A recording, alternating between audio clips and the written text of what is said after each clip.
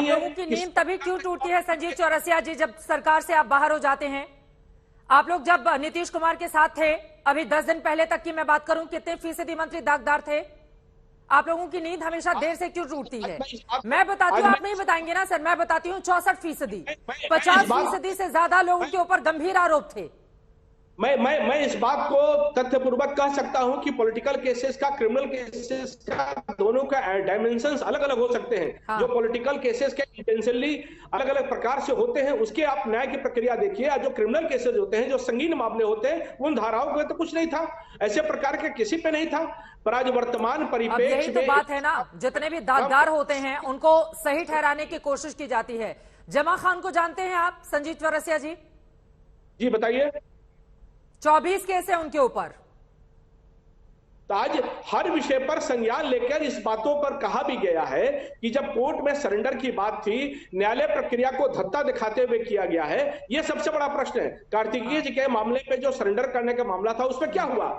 जब हाईकोर्ट ने रिजेक्ट कर दिया। मंजू वर्मा को भी आप जानते होंगे, आपकी सरकार में मंत्री रहे, हालांकि बाद में उनका मंत्री पद गया, लेकिन 2020 में जब नीतीश टिकट दे रहे थे तो रोकना चाहिए था आप लोगों को। आप लोग भी जब सरकार से बाहर निकल आएंगे, उसके बाद आप आरोप लगाएंगे। यहां पर तो बिहार के राजनेताओं का चरित्र एक सा नजर क्यों आता है, ये बड़ा सवाल है। अख्तरुल इस्लाम का सीधे रुख कर देते हुए, संजीव जी मैं रोक रही हूँ, आ रही हूँ आपके पास, मैं आपके पास।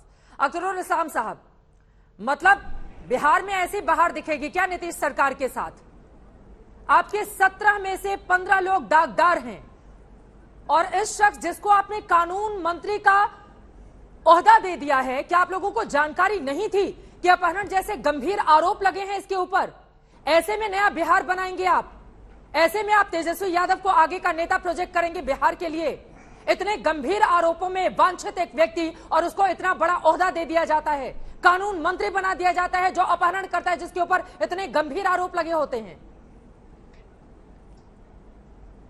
अख्तरुल इस्लाम जी, आपसे ये सवाल है। देखिए चित्रा जी, देखिए चित्रा जी, जितने भी मामले हैं सारे मामले हल्फनामे में दिए जाते हैं, और हल्फनामे के आधार पर ही जानकारी सभी तमाम लोगों को होती है। वर्तमान केस का स्टेटस क्या है, इसकी जानकारी सभी लोगों को नहीं होती है। और हम लोग को जो पता है, नो कर्सिव इनको मिला प्रदान है कोर्ट के जरिए, जिसमें इन पे 1 तारीख तक कोई भी दंडात्मक कार्रवाई नहीं किया जाएगा, ये चीज है।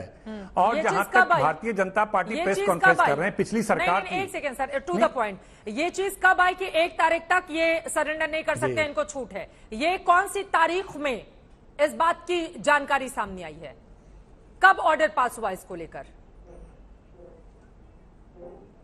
कुछ दिनों पहले, 15-20-25 दिनों पहले है। 15-20 दिन नहीं सर, सही तारीख बताइए। 15-20 दिन नहीं, 12 तारीख। तो वो तो कागज देख के बताएंगे, लेकिन उसका बीजेपी यही आरोप लगा रही है ना, बीजेपी यही आरोप लगा रही है कि जब बीजेपी से यहां पर इस्तीफा देते हैं और उसके बाद जब इनको सरकार बनाना होता है तो एक व्यक्ति के लिए स्टे ऑर्डर आ जाता है 1 तारीख तक का, क्योंकि उसको बचाना होता है। और 1 तारीख के बाद क्या करेंगे फिर आप?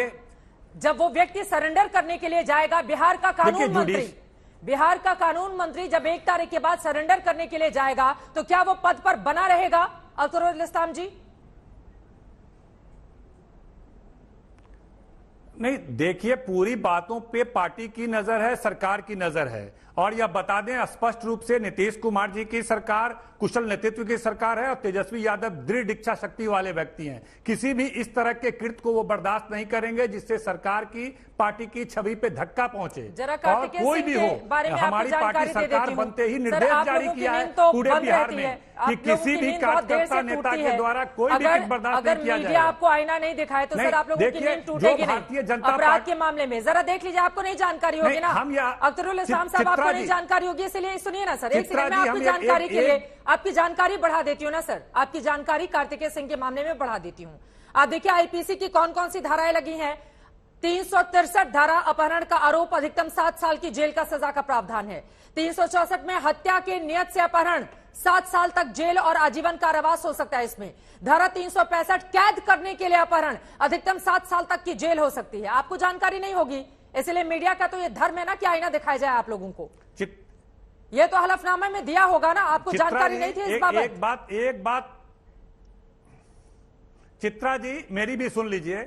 मैं ये भी पूछना चाहता हूं कि देश के सबसे बड़े चैनल आप हैं, और देश के सबसे बड़े संसद में, पार्लियामेंट में सबसे ज्यादा किस पार्टी के लोग आपराधिक चरित्र के हैं?